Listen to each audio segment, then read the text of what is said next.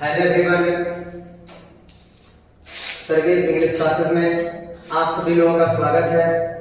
आज हम लोग पढ़ेंगे फाइनाइट वर्ब और non finite verb. Non finite verb क्या होती है और फाइनाइट वर्ब क्या होती है, हम इसके बारे में विचार करेंगे। आखिरकार हमको फाइनाइट वर्ब और नॉन फाइनाइट वर्ब पढ़ने की जरूरत क्यों है, आइए इस पर बात करते हैं कि फाइनाइट वर्ब और नॉन फाइनाइट वर्ब क्या होती है। तो आज का हमारा टॉपिक यही रहेगा, finite verb and non finite verb.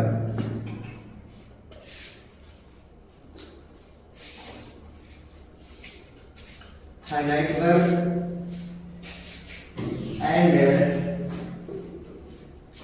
Non finite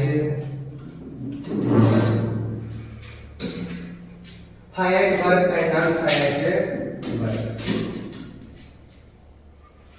सबसे पहले बात करते हैं लोग है मीनिंग की, कि what is the meaning of finite verb. तो जो फाइनाइट वर्ब होती है इसका अर्थ होता है सीमित क्रिया और नॉन फाइनाइट का अर्थ होता है असीमित क्रिया।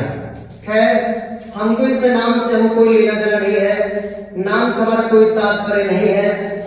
अगर हम दूसरा अर्थ बोले कि जो फाइनाइट वर्ब होती है इसका अर्थ होता है सीमित क्रिया। दूसरे लैंग्वेज में इसका अर्थ बताएं तो होता है अनुशासित क्रिया। अनुशासित क्यों होती है मैं आपको बताऊंगा, या मैं बोलूं इसको अधीन। यह जो वर्ब होती है किसी न किसी के अधीन होती है। अब बात करते हैं नॉन फाइनाइट की, इसका अर्थ होता है बिल्कुल असीमित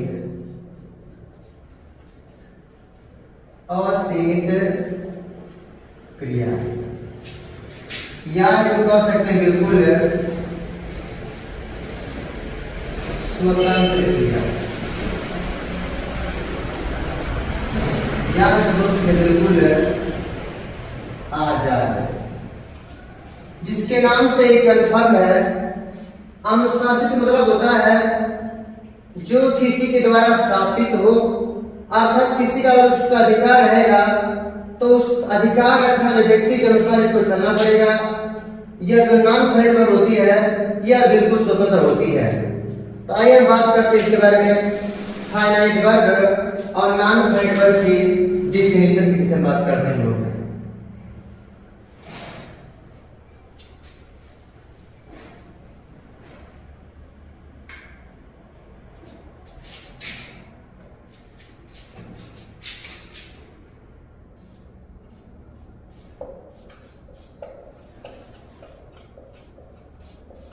finite verb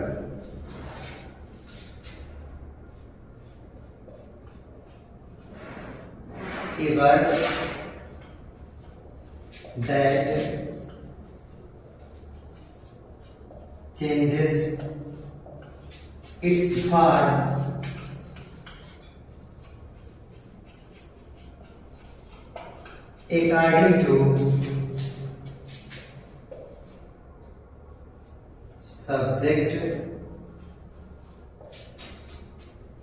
according to subject or tense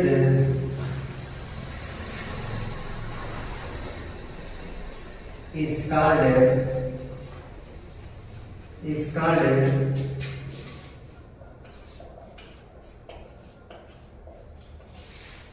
finite verb. मेरे कहने का क्या है कि फाइनाइट वर्ब वो होती है जो टेंस अथवा सब्जेक्ट के अनुसार बदलती रहती है, उससे हम लोग कहते हैं फाइनाइट वर्ब कहते हैं। दूसरे शब्द में अगर मैं कहूं तो वर्ब सब्जेक्ट सिंगुलर है या प्लूरल है उसके अनुसार बदलती है। या फिर टेंस के अकॉर्डिंग कैसा टेंस है, प्रेजेंट इंडेफिनिट है कि प्रेजेंट कंटिन्यूअस है कि प्रेजेंट परफेक्ट है कि पास्ट है कि पास्ट कंटिन्यूअस है कि फ्यूचर है। जैसा टेंस होता है वर्ब उस रूप में बदल जाती है। तो एक और बात बता दूं आपको,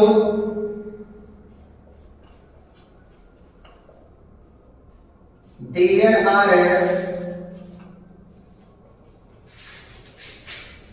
5 forms of a verb. Verb के टोटल 5 रूप होते हैं। पहला होता है V1,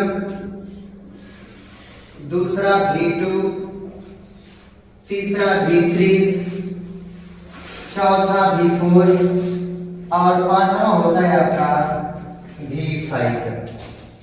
जैसा टेंस होगा उसके अकॉर्डिंग V1 प्रयोग करेंगे, V2 प्रयोग करेंगे, V3 प्रयोग करेंगे, V4 प्रयोग करेंगे और V5 प्रयोग करेंगे।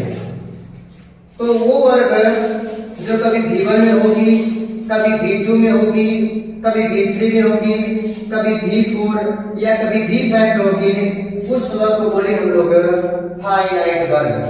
मैंने इसको गुलाम क्यों बोला, मैंने इस वर्ब को अधीन क्यों बोला, अनुशासित क्यों बोला, इसलिए कि जो सब्जेक्ट होता है और जो टेंस होता है उसका प्रभाव पड़ता है वर्ब पर, अर्थात वर्ब उस टेंस के और उस सब्जेक्ट के अनुसार ही प्रयोग की जाती है।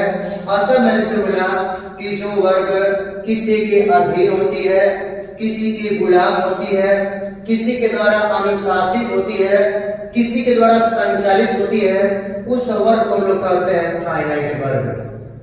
आइए मैं आपको एग्जाम्पल के माध्यम से समझाता हूं कि क्रिया कैसे अपने रूप में बदल रही है।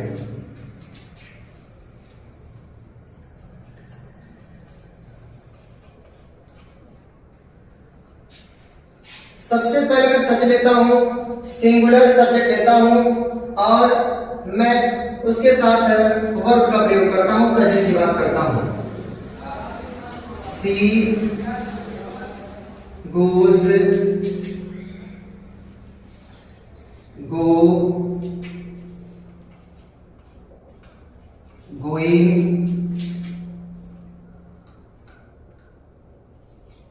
to school. आप देख पा रहे होंगे कि मैंने इस सेंटेंस में गो लिखा है अर्थात V5 लिखा है, गो लिखा है अर्थात मैंने V1 लिखा है, गोइंग लिखा है मतलब मैंने V4 लिखा हुआ है। अरे आपका हो गया स्थान टू स्कूल। इसका अर्थ है कि वह विद्यालय जाती है। तो जैसा कि हम जानते हैं कि जब प्रेजेंट इंडेफिनिट टेंस होता है तो उसमें सब्जेक्ट के अकॉर्डिंग अगर सब्जेक्ट हमारा सिंगुलर है तो क्रिया में एस अथवा ईएस अथवा आईएस का प्रयोग कर देते हैं। अगर सब्जेक्ट हमारा आई, वी, यू, दे अथवा कोई प्लूरल सब्जेक्ट हो तो हम क्रिया का विवरण कर लिखते हैं। तो सी हमारे यहाँ पे सिंगुलर है, अतः हम लोग कहेंगे यहाँ पर गोज हो जाएगा। सब्जेक्ट सिंगुलर है तो अगर हमने एस लगा दिया है इसलिए कि वर्ब अपने मूल अवस्था में बहुवचन होती है और जब वर्ब में हम ईएस लगा देते हैं तो वर्ब हो जाती है सिंगुलर है, अतः हमारा गुड इसमें राइट आंसर हो जाएगा। अब मैं सब्जेक्ट चेंज करता हूं और जैसे मैं सब्जेक्ट चेंज करूंगा या फिर जैसे मैं लिखूं आई तो अब आप देख पा रहे होंगे कि अब इस कंडीशन में किसका प्रयोग करेंगे हम लोग, आई गोस, गो, गोइंग टू स्कूल। तो आई के साथ गोज, आई के साथ क्रिया का फर्स्ट फॉर्म प्रयोग करते हैं और फर्स्ट फॉर्म पे यहाँ दिख रहा होगा। तो जैसे यहाँ पे आई का प्रयोग किया वैसे यहाँ पे हो जाएगा गो का। आई मैं उसको लिख देता हूँ, सी इधर लिखो I go to school, I go to school. तो जैसे आपका सब्जेक्ट चेंज हुआ है वैसे आपकी वर्ब यहाँ पर चेंज हो गई है, यानी यहाँ से गोस थी यहाँ पे गो हो गए तो दोबारा आपकी चेंज हो गई, अतः इसको कह सकते हैं कि हमारी फाइनाइट वर्ब है। नेक्स्ट एग्जाम्पल की बात करते हैं। वी ईट फूड, हम खाना खाते हैं। तो वी ईट फूड, देखिए हमारा सब्जेक्ट वी है, अतः यह हमारा हो गया ईट, या में V1 है, प्रेजेंट या प्रेजेंट इंडेफिनिट टेंस है, और वी के साथ हम V1 का ही प्रयोग करते हैं, तो हमारा हो जाएगा वी ईट। नेक्स्ट एग्जाम्पल में चलते हम लोग हैं।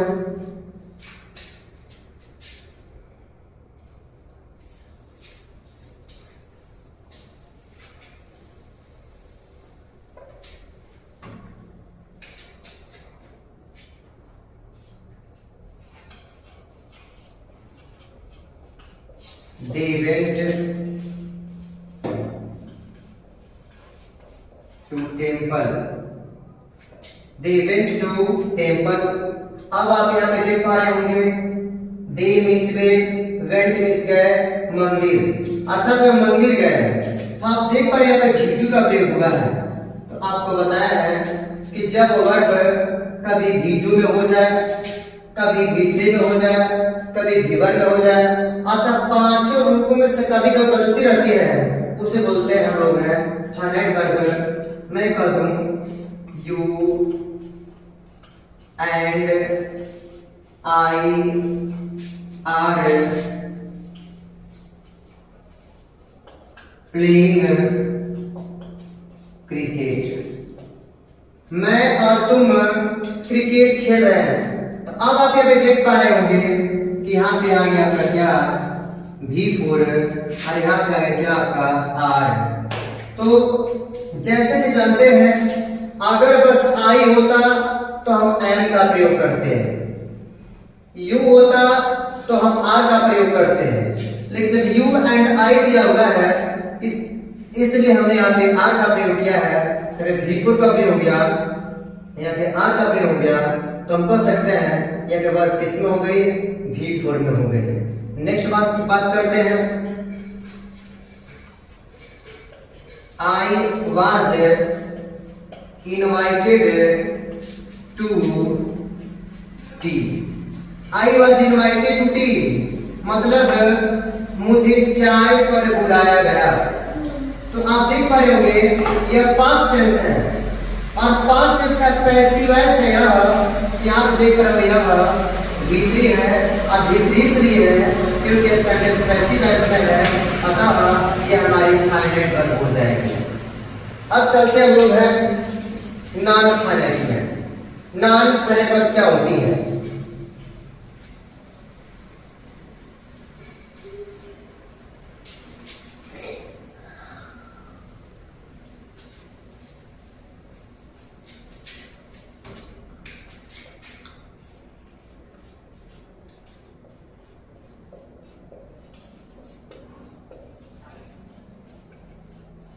non-finite verb,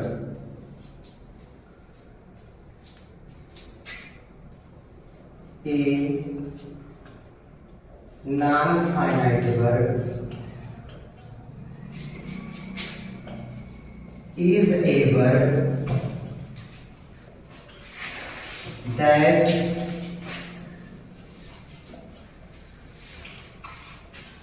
does not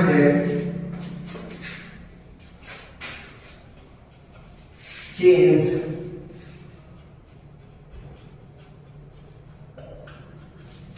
according to subject or tense.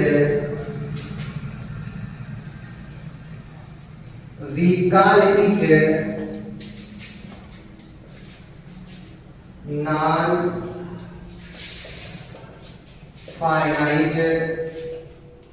verb। हमने ये लिखा हुआ है कि a non-finite verb is a verb that does not change according to subject or tense. We call it non-finite verb। अर्थात वह वर्ब जो tense के अनुसार और सब्जेक्ट के अनुसार नहीं बदलती है, उसको बोलते हैं नॉन फाइनाइट वर्ब। अर्थात in any condition, in all the condition non finite verb remains the same. हमेशा अपने रूप में होती है, कभी उसके रूप में परिवर्तन नहीं होता है। तो बात करते हैं नॉन फाइनाइट होती क्या है।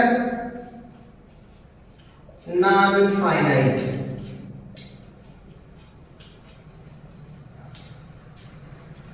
तो हम बात करते हैं इन्फिनिटिव। इन्फिनिटिव, जिरंड और पार्टिसिपल। तो जो हमारी नॉन फाइनाइट वर्ब होती है वह तीन तरह की होती है। इन्फिनिटिव होती है, जिरंड होती है और पार्टिसिपल होती है। तो हमारा जिरंड कैसे बनता है? जिरंड बनाने के लिए 2 + v1, अर्थात अगर किसी क्रिया के पहले 2 लगा दें तो हमारा हो जाता है इन्फिनिटिव। जब भी आपको जिरंड बनना हो v1 में ing जोड़ दीजिएगा, हमारा जिरंड बन जाएगा। ये होता है पार्टिसिपल। अब पार्टिसिपल के विषय में हम नेक्स्ट वीडियो में बनाएंगे। आइए बात करते हैं एग्जांपल की। पार्टिसिपल भी 3 तरह का होता है, अतः हम अगले वीडियो से बात करते हैं।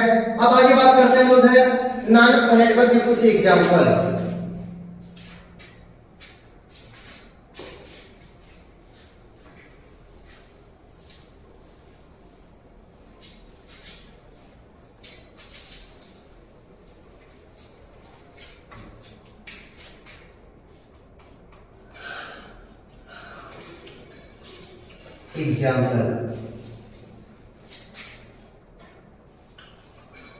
The teacher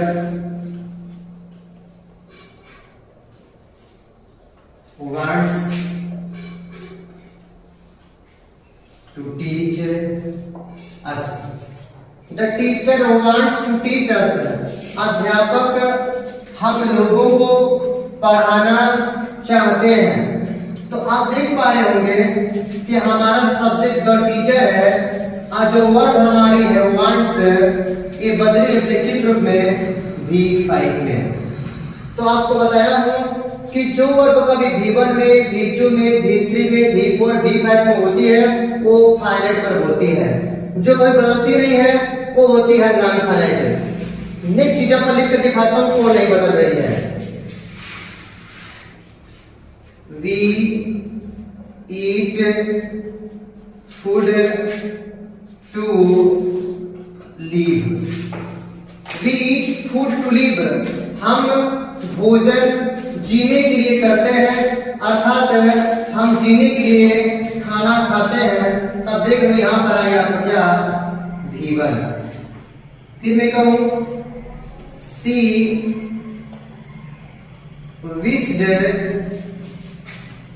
to be a rich man. She wished to be a rich man. She means वह, wished means चाहती थी, to be means होना, a rich man means एक धनी आदमी। वह एक धनी आदमी होना चाहती थी। फिर बात करते हैं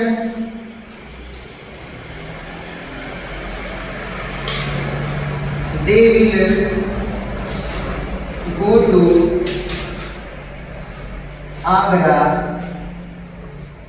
to see the Taj.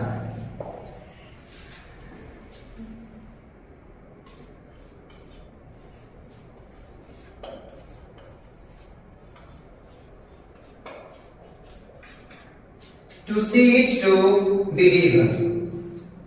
अब हम बात करते हैं, इसमें आपका विस्ट यानी v2 है, इसमें आपका v1 है। फिर आप देख पा रहे होंगे कि यहाँ भी 2c है और यहाँ पर भी 2 बिलीव है, अतः यहाँ भी इन्फिनिटिव, यहाँ भी इन्फिनिटिव। पहले बात करते हैं सेंटेंस की।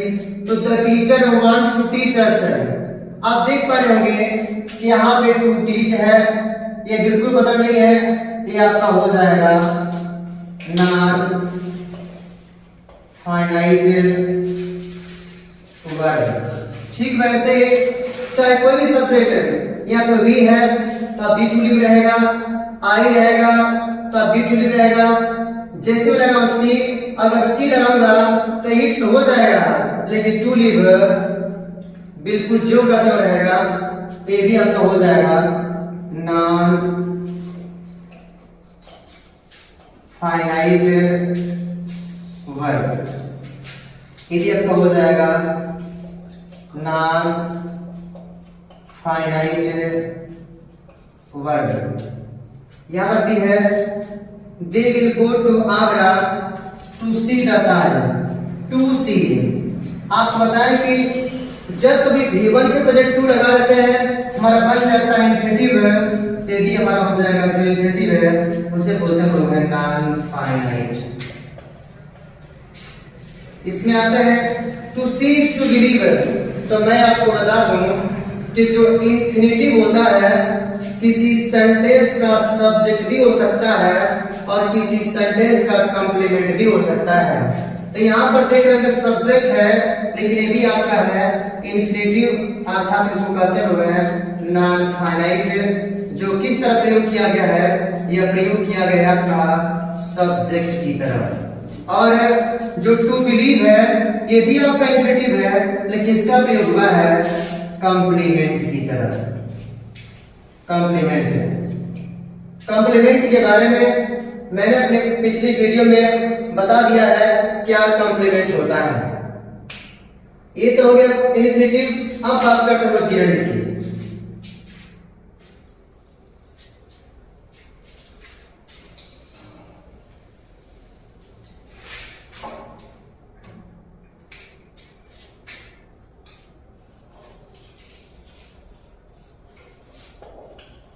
Walking is necessary.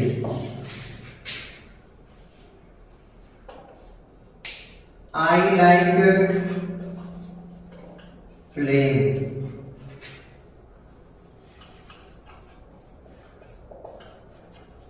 Smoking is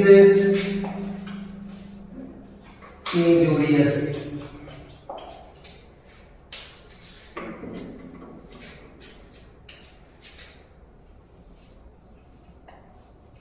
I like running. I am fond of walking. I am fond of walking. इसमें देखिएगा walking is necessary, टहलना आवश्यक होता है। तो जिस क्रिया में आईएनजी लगा हो, मैं बात कर रहा हूं जिरंड की, तो जो जिरंड आपका होता है किसी सेंटेंस का सब्जेक्ट है। जैसा कि मैंने पार्ट्स ऑफ सेंटेंस में बताया हुआ है कि जिरंड किसी सेंटेंस का सब्जेक्ट हो सकता है और उसका अगर सिंगुलर है, अगर अकेले है तो सिंगुलर होता है, ये हमारा हो जाएगा सब्जेक्ट। और सब्जेक्ट हमारा है क्या, इसे बोलते हैं लोग हैं नॉन फाइनाइट। Non finite. ठीक वैसे आई लाइक प्लेइंग, मुझे खेलना अच्छा लगता है, मुझे खेलना पसंद है। तो देख रहे होंगे जो नहीं बदलता है वो होता है जिरंड, और जिरंड को बोलते हैं लोग हैं नॉन फाइनाइट। ठीक वैसे इसको देखिएगा यहाँ पे फिर आ गया स्मोकिंग। स्मोक में होता है धूम्रपान है, इस धूम्रपान करना होता है। स्मोकिंग में होता है धूम्रपान करना। यहाँ भी जिरंड है और जिरंड हमारा होता है non finite. Non finite. I like running, मुझे दौड़ना पसंद है, तो ये आपका रनिंग हो जाएगा non finite verb. Non finite verb. I am fond of walking, तो मैं आपको बता दूं कि जो फॉन्ड ऑफ होता है, फॉन्ड ऑफ के बाद हमेशा नॉन फाइनाइट वर्ब का प्रयोग होता है, तो आपका वॉकिंग भी हो जाएगा नॉन फाइनाइट वर्ब। तो ये रहा हमारा फाइनाइट वर्ब और नॉन फाइनाइट वर्ब। तो मैं आप सभी लोगों से ये प्रार्थना करता हूं आपसे रिक्वेस्ट मेरा है कि वीडियो देखते समय आप सभी लोग इसको लाइक, सब्सक्राइब एंड शेयर अवश्य कीजिएगा और अपने कीमती सुझाव के लिए आप हमें कमेंट बॉक्स में मैसेज छोड़ सकते हैं। धन्यवाद। शुभ रात्रि।